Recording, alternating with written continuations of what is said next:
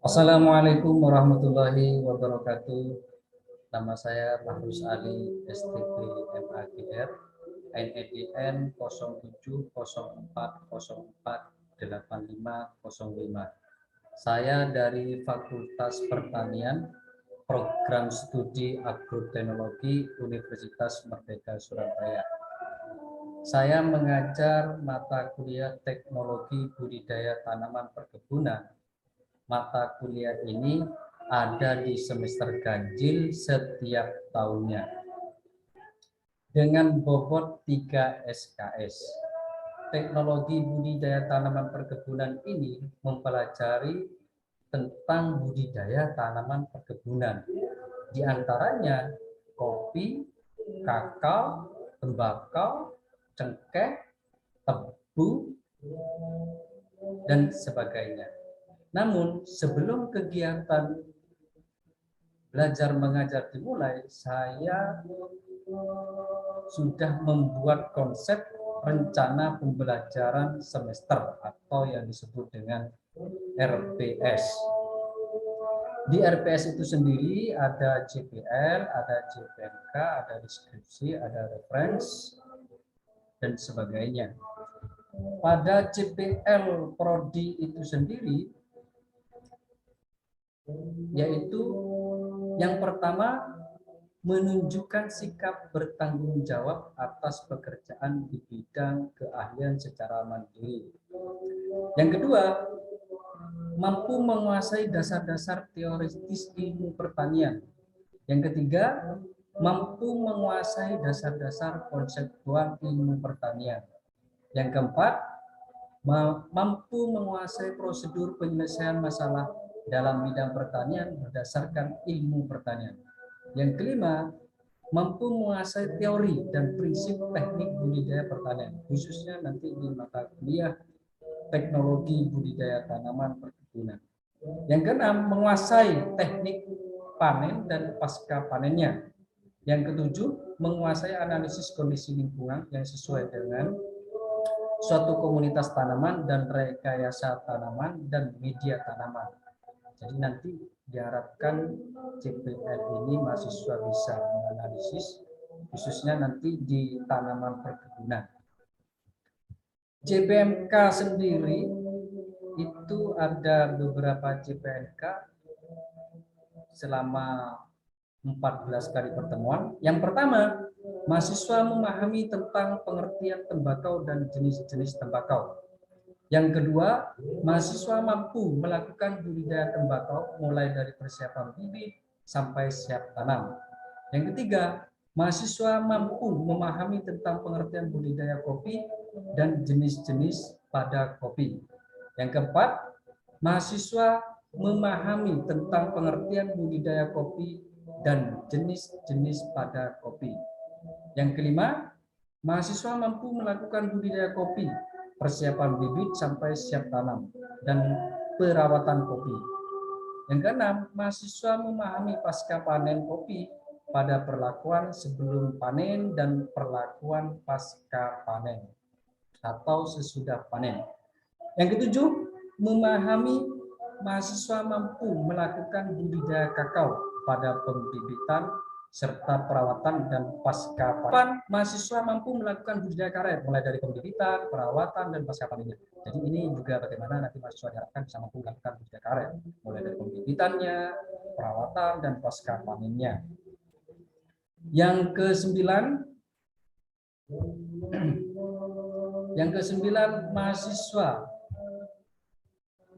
mahasiswa mampu melakukan budidaya sawit mulai dari persiapan lahan, pembibitan, perawatan, dan pasca panennya. Yang 10, mahasiswa mampu melakukan dan menjelaskan budidaya tebu mulai dari persiapan lahan, pembibitan, perawatan, dan pasca panennya. Yang 11, mahasiswa memahami pasca panen tebu dan perlakuan sebelum panen dan perlakuan sesudah panen. Yang ke-12, mahasiswa mampu melakukan dan menjelaskan budidaya teh mulai dari persiapan lahan, syarat tumbuhnya, pembibitan, perawatan, dan pasca panennya. Yang ke-13, mahasiswa mampu melakukan dan menjelaskan budidaya cengkeh mulai dari pengolahan lahannya, syarat tumbuhnya, pembibitan, perawatan, dan pasca panennya. Ini diharapkan mahasiswa itu bisa melakukan hal seperti itu. Yang ke-14 terakhir, mahasiswa memahami tentang pasca panen cengkeh pada perlakuan sebelum panen dan perlakuan sesudah panen. Jadi ini juga bukan tentang budidaya saja, melainkan nanti bagaimana pasca panennya, perlakuan pasca panennya sampai menjadi nilai jual. Deskripsi singkat pada mata kuliah teknologi budidaya tanaman perkebunan ini yaitu mata kuliah yang menjelaskan tentang teknologi budidaya tanaman perkebunan. Yang akan dibahas pada mata kuliah ini adalah sawit, karet, tembakau, teh, cengkeh, kakao, kopi, dan tebu. Pada pembahasan setiap tanaman akan dijelaskan tentang cara bagaimana membudidayakan tanaman sampai ke pasca panennya. Ini materi pembelajaran selama 14 kali pertemuan. Yang pertama itu ada pendahuluan, ada pengertian budidaya tembakau dan jenis-jenisnya tembakau. Yang kedua, budidaya tembakau persiapan bibit sampai siap tanam. Yang ketiga, pasca panen tembakau. Yang keempat, pengertian budidaya kopi dan jenis-jenis kopi. Yang kelima, budidaya kopi, persiapan bibit sampai siap tanam dan perawatan kopi. Ini yang keenam, pasca panen kopi. Yang ketujuh, budidaya kakao. Yang kedelapan, budidaya karet. Yang kesembilan, budidaya sawit. Yang ke-10, budidaya tebu. Yang ke-11, pasca panen tebu. Yang 12, budidaya teh. Yang ke-13 budidaya cengkeh, dan yang terakhir adalah pengolahan pasca panen cengkeh. Metode pembelajaran yang saya pakai yaitu metode kuliah atau ceramah di kelas. Selain itu nanti juga diskusi, terus tanya jawab, ada tugas. Tugas ini sendiri nanti bisa dilaksanakan di lapangan, nanti berupa bentuk makalah atau laporan yang dilaksanakan bagaimana cara untuk budidaya tanaman perkebunan. Penilaian itu sendiri, sistem penilaiannya kehadiran 20%, tugas kelompok ini 10%, tugas individu adalah 30%, UTS 15%, dan UAS 25%. Tugas individu ini sangat berarti dan besar karena nanti selain juga mengumpulkan tugas makalah, apa yang dilaksanakan di lapangan, mahasiswa itu bisa mampu dan bisa membudidayakan tanaman perkebunan itu sendiri.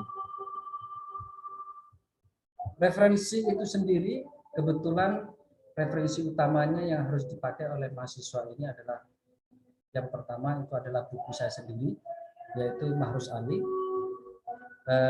tahun 2019, Tanaman Perkebunan, Jakarta Publish, dan Pop di Jurnal Surabaya. Referensi pendukungnya itu ada 8, bisa dipakai oleh mahasiswa. Di antaranya ada Suarto tentang tanaman perkebunan unggulan, dan yang 8 yang terakhir itu ada pemasaran atau teknologi produksi tanaman perkebunan dari Universitas Brawijaya. Nah, ini adalah rencana pembelajaran semester selama 1 semester atau 14 kali pertemuan. Yang mana pertemuan yang pertama, capaian mata kuliahnya mahasiswa memahami tentang pengertian tembakau dan jenis-jenis tembakau. Materi yang akan disampaikan ini adalah tentang pendahuluannya, pengertian budidaya tembakaunya, dan jenis-jenis tembakaunya. Metode pembelajaran yang saya pakai yaitu sama tadi, yaitu perkuliahan, ceramah, diskusi, tanya jawab nanti di kelas, terus pemberian tugas kepada mahasiswa. Indikatornya nanti mahasiswa ini diharapkan berarti bisa mampu memberikan penjelasan tentang budidaya tembakau serta jenis-jenis tembakau itu bisa mahasiswa mengetahuinya. Lain nanti tentang budidayanya dan jenis-jenis tembakonya itu apa aja. Yang kedua, mahasiswa mampu melakukan budidaya tembakau mulai dari persiapan bibit sampai siap tanam. Materinya itu nanti yang akan disampaikan adalah budidaya tembakau, persiapan bibit sampai siap tanam. Yang ketiga, mahasiswa memahami pasca panen pada tembakau. Materi yang akan disampaikan ini adalah pasca panen tembakaunya. 4. Mahasiswa memahami tentang pengertian budidaya kopi dan jenis-jenis pada kopi. Pengertian budidaya kopi dan jenis-jenis kopi, ini materi yang akan disampaikan. Yang kelima, mahasiswa mampu melakukan budidaya kopi, persiapan bibit sampai siap tanam dan perawatan kopi. Materi yang akan disampaikan ini nanti tentang budidaya kopi, persiapan bibitnya sampai siap tanam dan perawatan kopi. 6. Mahasiswa memahami tentang pasca panen kopi pada perlakuan sebelum panen dan perlakuan sesudah panen. Jadi pasca panen nanti ini materi yang akan disampaikan, perlakuan sebelum panen, perlakuan sesudah panen. Dan yang ketujuh, mahasiswa mampu membudidayakan kakao. Nah, bagaimana nanti mahasiswa ini akan diharapkan bisa mampu dan mengerti dan paham bagaimana nanti cara membudidayakan kakao. Lanjutannya yang ke-9, mahasiswa mampu melakukan budidaya karet mulai dari pembibitan, perawatan, dan pasca panennya. Budidaya karet, ini materi yang akan disampaikan tentang pembibitan, perawatan, pasca panen. Yang ke-10, mahasiswa mampu melakukan budidaya sawit mulai dari persiapan lahan, pembibitan, perawatan, dan pasca panen. Materi yang akan disampaikan yaitu budidaya sawit, persiapan lahannya itu seperti apa, pembibitan itu seperti mana, perawatannya itu seperti apa juga, pasca panennya.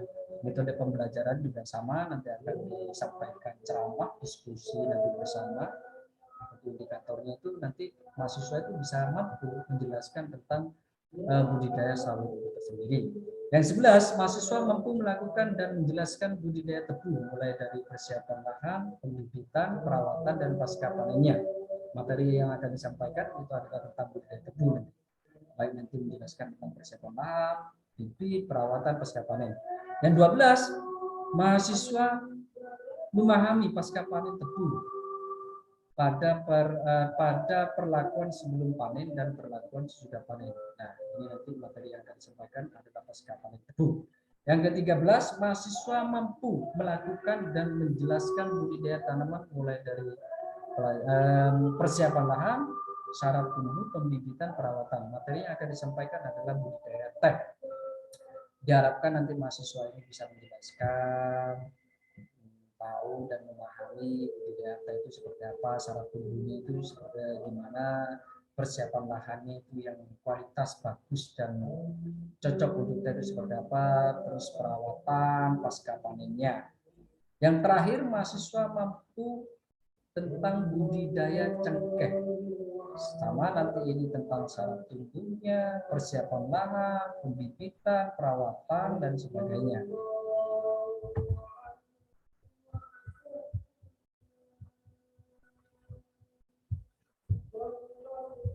Waalaikumsalam warahmatullahi wabarakatuh. Selamat sore semuanya. Pertemuan kali ini teknologi budidaya tanaman kakao. Jadi nanti ini membahas tentang bagaimana teknologi budidaya kakao itu sendiri. Teknologi budidaya kakao ini atau biasa yang kita kenal itu adalah coklat. Jadi itu ya. Kalau orang bilang kakao, yaitu coklat. Bagaimana Pak budidayanya? Apa pernah kalian melihat kakao? Kalau daerah Surabaya nggak pernah. Loh, yang di fakultas loh ada di sini. Belum pernah. Nah, makanya nanti ya ciri-cirinya buah kakao ini seperti yang ada di PPT ini. Ada yang warna hijau, ada yang warna ungu, ada yang warna kuning. Oke, lanjut ya. Jadi kakao ini adalah tanaman perkebunan atau tanaman tahunan. Dapat mulai berproduksi pada umur 18 bulan. Ini biasanya kakao ya. Atau 1,5 tahun. Jadi tanaman ini menghasilkan biji kakao yang selanjutnya bisa diproses menjadi bubuk coklat. Jadi kakao tadi ini yang sudah ditunjukkan, kalau nggak ngerti buahnya. Nah, ini gambarnya merupakan salah satu budidaya yang dilakukan oleh para petani. Nah, dulu mungkin di Dinas Pertanian ini tidak membudidayakan kakao. Justru yang membudidayakan kakao ini petani, orang petani semuanya. Ya. Jadi coklat ini adalah termasuk tanaman tahunan. Perawatannya pun harus ekstra. Oke, selanjutnya ini adalah syarat tumbuh. Nah, ini seperti kelihatannya. Jadi daerah terletak pada garis lintang. Jadi kakao ini bagusnya kalau tumbuh itu biasanya ada di garis lintang antara 100 sampai dengan 1000. Jadi ketinggian tempatnya itu antara 0 sampai 600 meter. Artinya apa? Tanaman kakao ini bisa lebih bagus di bawah yang dingin. Jadi itu nanti. Kemiringan tanah ini juga mempengaruhi produksi tanaman kakao ini. Pak, misalnya di Surabaya ini ada tanaman kakao, bisa produktif atau tidak?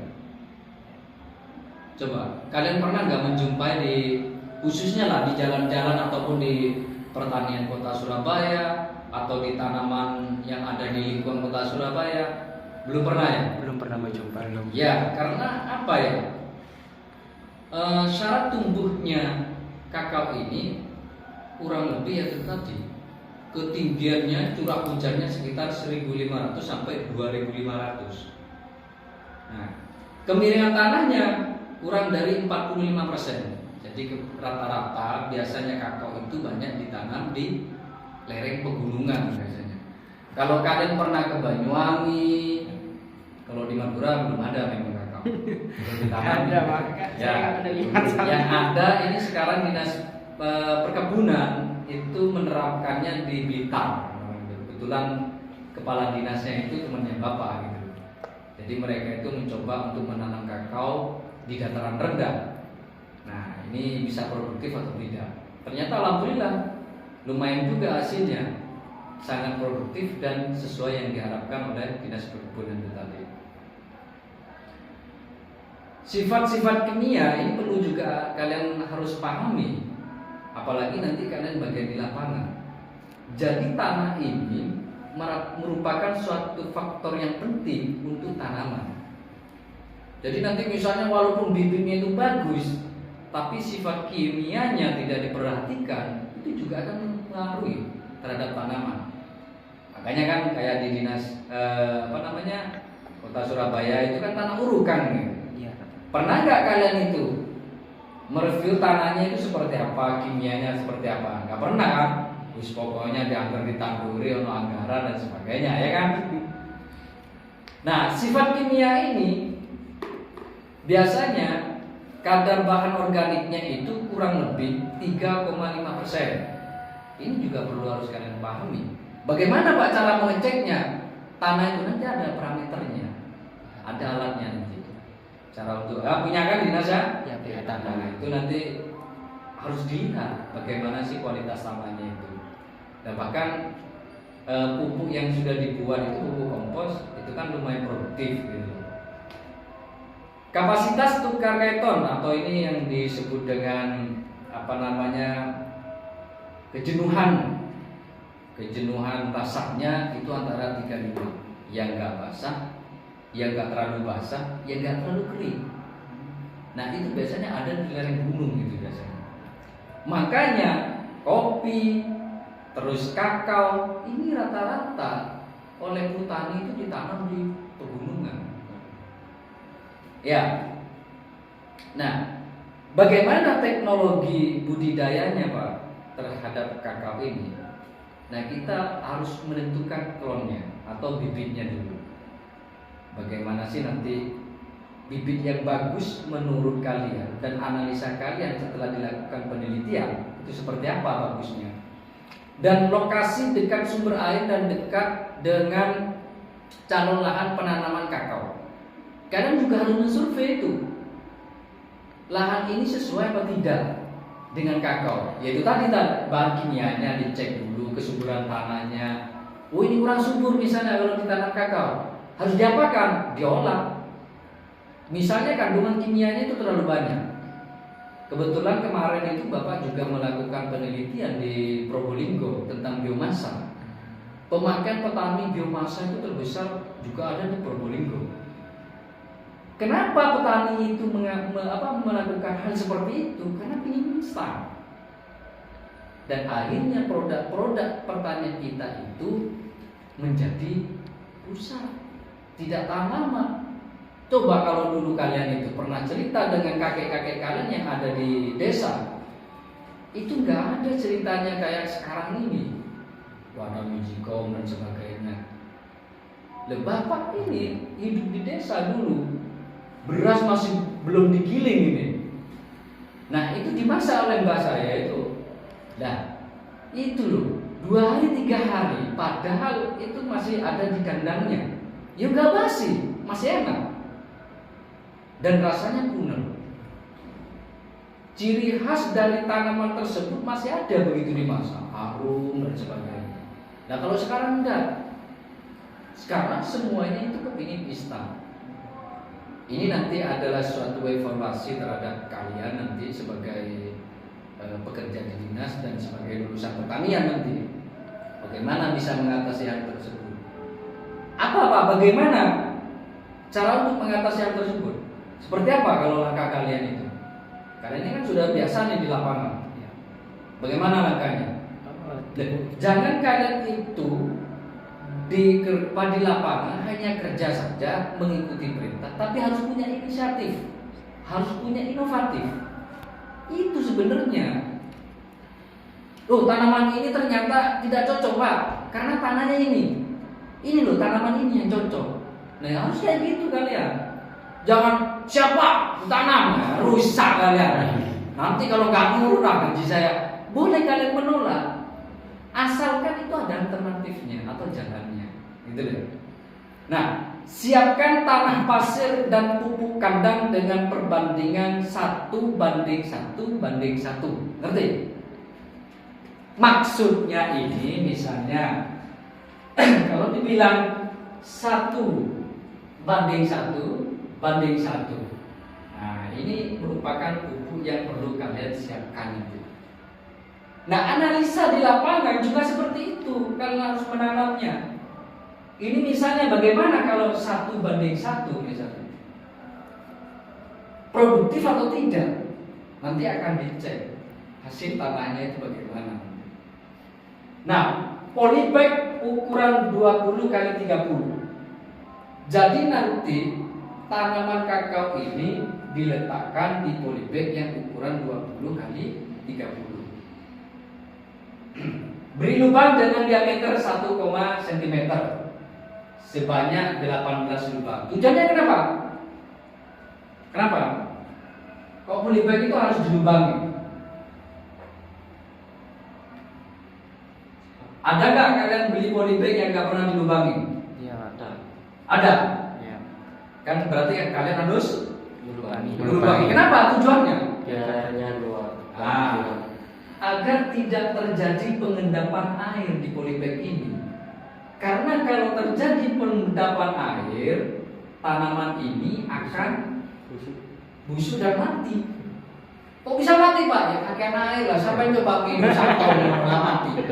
Kembung Pak. Iya. Dan tanaman ini juga makhluk hidup yang perlu kalian rawat. Dan apa kebutuhan tanam ini? Sama kayak manusia sebenarnya. Cuma beda saja gitu. Buatlah bedengan dengan atap dari daun kelapa atau daun tebu tinggi. Atau atap bedengan ini depannya itu 1,50 meter, belakangnya 1,20 meter. Ini jangan disepelekan. Jadi pembibitan yang paling bagus ini juga harus ada bedengannya, juga ada atapnya. Jadi nanti kalian itu harus membuat perumahan atau rumah untuk bedengan.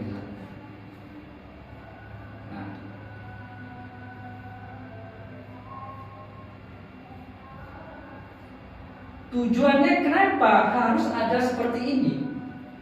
Apa? Biar tidak terkena matahari langsung, Pak. Biar tidak terkena matahari langsung.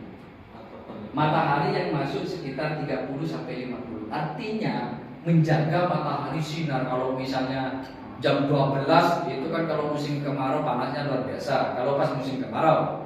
Tapi kalau musim hujan itu biasanya lembab. Nah, ini biar menjaga kapasitas itu agar tanaman ini tetap terlindungi. Sama kalau kalian hujan pun harus nyium, ya kan? Kalau sakit yang minum obat kan gitu ya. Nah, ini adalah suatu perawatan gitu. Nah, makanya kalau kalian nanti di lapangan bukan hanya sekedar nanam, tapi tidak menganalisa apa yang terjadi di situ gitu. Makanya Bapak itu kan kemarin memperhatikan di Jalan Jambang Kebun Agung itu, sebenarnya jagungnya itu gagal loh, Bro. Iya.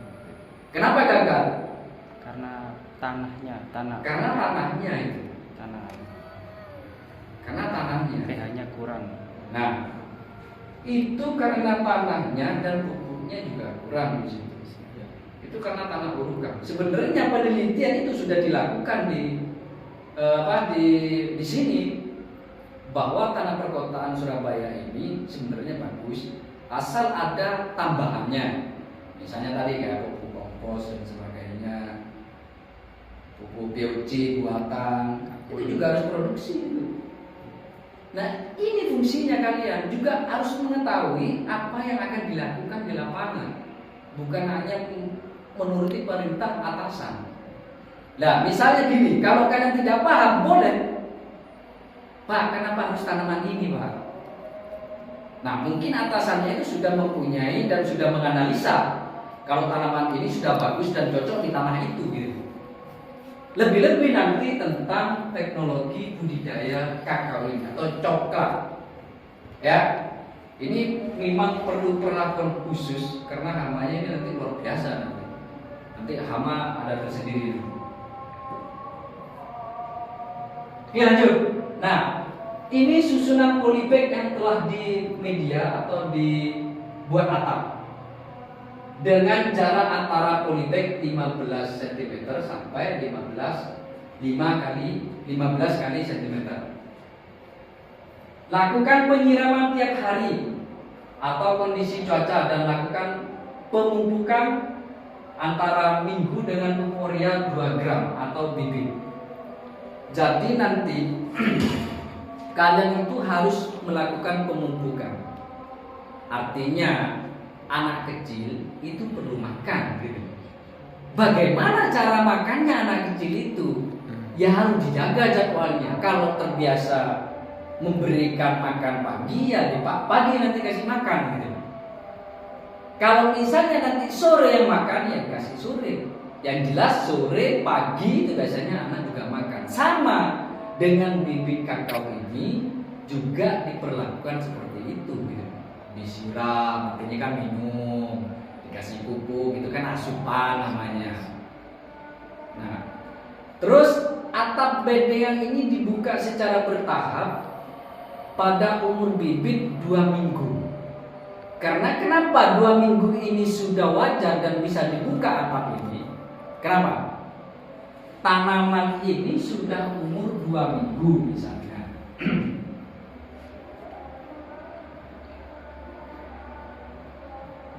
Nah, ini sudah bisa dibuka nanti atapnya secara bertahap. Nah, ini biasanya kalau orang di desa atau di pertani itu biasanya pakai lalang, terus daunnya kelapa itu yang dibuat itu. Ada apa yang juga dibuat dari plastik, nggak apa-apa, juga bisa, cuma kan lebih mahal itu. Nah, setelah ini karena 2 minggu ini tanaman sudah bisa langsung menerima sinar matahari dan tidak layu itu sudah. Ya. Jadi pemindahan bibit ke kebun telah berumur 3 sampai 5 bulan, tingginya itu biasanya rata-rata antara 40 sampai 60 cm. Biasanya tingginya segini. Kalau lutut kalian ya sak lutut kalian itu sekitar 40 sampai 60. Ada yang umur 50 biasanya itu sudah dipindah ke lapangan ya kan. Dan apa namanya tingginya biasanya ya semua tanaman khususnya di kakao ini antara 40-60 cm itu. Daun biasanya sudah lebar dan diameter batangnya itu kurang lebih sekitar 40-an. Jadi sudah agak lebar daunnya nanti. Jadi daun kakao ini ciri-cirinya kalau sudah mau dipindah ke lahan, ini tingginya diukur sama kalian. Umur sudah 2 minggu ini sudah layak kayaknya. Misalnya Pak, ini ada yang belum umur 2 minggu, tapi tingginya sudah 60, lebar daunnya sudah bagus Pak. Ini apa bisa dipindah? Bisa. Asalkan melihat ciri-ciri tanaman kakao tersebut. Karena kalau masih kecil ini masih belum layak, artinya bersentuhan kena sinar matahari langsung ini akan membahayakan tanaman. Karena asupan airnya ini masih belum normal. Akhirnya kalau terlalu panas airnya layu dan mati nanti. Oke, ini persiapan lahan. Nah, persiapan lahan ini yang pertama yang kalian harus lakukan adalah pembukaan lahan yang selektif kayak tadi itu. Misalnya kalau kalian disuruh, coba kalian tanam di sana, disurvei dulu lahannya. Cocok tidak? Kalau misalnya tidak cocok, kalian analisa dulu, jangan morong-morong. Pak tidak cocok sana Pak, mau apa ngomong nggak cocok Pak. Nah, dia dulu wah ini ternyata tanamannya bagus di tanah ini dan sebagainya. Nah, kalau kalian mau menganalisa secara manual, dilihat dulu rumputan apa yang paling berkembang di situ. Itu cirinya. Kalau orang petani itu seperti itu gitu. Misalnya Pak, saya nggak punya teknologi Pak, bagaimana saya mengukurnya Pak? Kalau orang petani konvensional dulu di desa, nggak perlu pakai teknologi ini. Mereka itu sudah tahu, ini loh deh, tanah sapi ini. Loh, kok iso Pak? Nah, lontar rumput itu, sapi itu, hijau, daunnya ombok-ombok. Nah, seperti itu nanti. Ini adalah analisa manual tapi realitasnya bagus. Gitu. Terus pada areal perkebunan kelapa, ini biasanya kalau coklat ini biasanya dicampur dengan tanaman kelapa biasanya. Nah, ini biasanya dibentuk dengan silang seperti ini nanti kalau kakao ini. Kalau di Blitar ini kebetulan temennya Bapak itu juga menanam. Jadi bentuk posisinya ini kelapa, ini kakaonya, ini kelapa, ini kakao. Ada yang berbentuk silang. Di sini kelapa, di sini kelapa, ini kakao. Tujuannya apa? Diselang-seling seperti itu kenapa tujuan? Tidak terlalu dekat. Tidak terlalu dekat. Itu biar apa? Hama tidak terserang. Hama tidak terserang. Oke, selain itu apa lagi? Apa? Pada area kebun aneka tanaman ini juga perlu juga dilihat. Pada area kebun aneka tanaman misalnya, lihat kakao itu juga bisa di situ hidupnya. Pada area hutan misalnya, sekunder atau bekas peladangan, perpindahan areal semak atau belukar dan alang-alang. Ngerti belukar? Semak. Nah, ini juga bisa dilihat. Ternyata tanaman kakao ini juga bisa memanfaatkan lahan yang tidak produktif artinya. Bisa digunakan untuk sela-sela. Jarak tanaman yang harus diperhatikan antara 3 meter 3x3. Kebutuhan bibit per 1 hektarnya adalah 1:1011 pohon. Artinya apa? Jarak tanaman seperti ini perlu diperhatikan. Nah, jadi ini sudah kelihatan nanti bagaimana budidaya itu yang bisa menghasilkan kualitas bagus? Cara penanamnya. Cara penanamannya itu apa? Meliputi apa? Ya tadi itu tanah dan tempatnya. Itu perlu harus disurvei. Perlu juga harus dianalisa.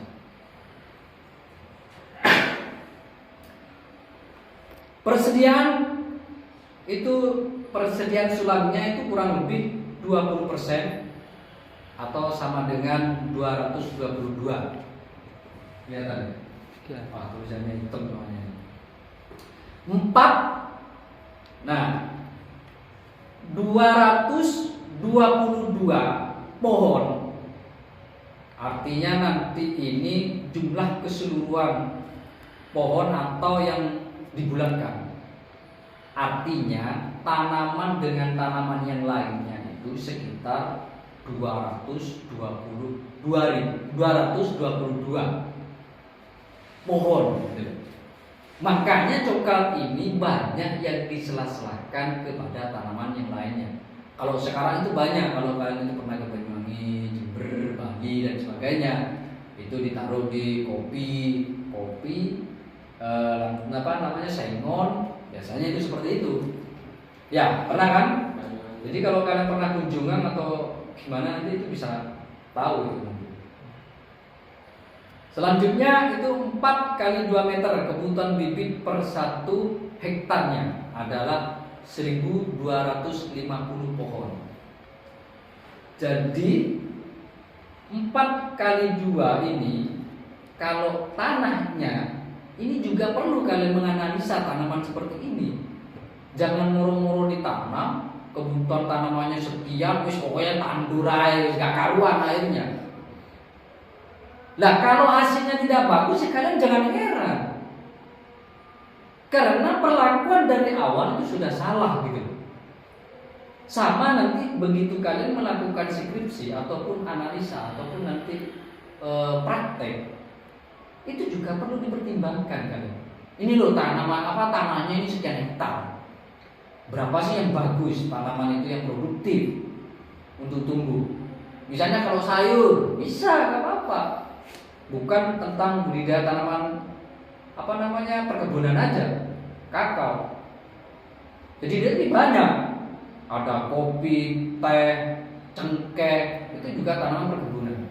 Kelapa sawit, tebu, tembakau. Nah, ini kalian harus benar-benar tahu, mengerti, menganalisanya itu. Persediaan sulaman kurang lebih itu sekitar 20% atau sama dengan 250 pohon. Jumlah keseluruhannya, nah artinya gini loh. Kalau misalnya kalian ini mau nanam kakao nih misalnya. Nah, tanaman di lahan ini perlu diperhatikan. Yang ada ini tanaman apa aja yang di sini. Nah, ini perlu diperhitungkan. Kenapa, Pak? Harus diperhitungkan ini karena nanti akan berpengaruh terhadap tanaman kakao itu tersebut. Kalau misalnya Pak lahan 1 hektar saya tanami 5.000, ya mati nanti. Wis tanamnya gak karuan, wis kawuh bisa, ya gak panen kalian. Akhirnya apa? Yang terjadi? Ya rugi, ya gagal, capek bisa. Makanya sebenarnya di pertanian ini sebenarnya nggak ada ruginya kalau kita itu mau gitu. Misalnya ya, di pertanian itu ada tanaman jagung misalnya, bukan di perkebunan. Di perkebunan pun itu sebenarnya nggak ada ruginya juga gitu. Kalau kayak jagung, tanaman jagung ini kita salah sedikit melakukan perlakuannya, ya sudah, itu nanti khusus ke pakan ternak, artinya masih utuh, ya kan? Kita bisa jual itu dalam bentuk pakan ternak gitu. Apalagi nanti musim kemarau gitu. Nah, bagaimana Pak kalau tanaman perkebunan? Kalau di desa di Blitar kemarin Bapak itu sebelum Covid melakukan kunjungan ke sana di kebun dinas perkebunan. Nah, itu biasanya sama orang-orang itu dikasihkan kambing, itu mau ternyata. Ada yang mau.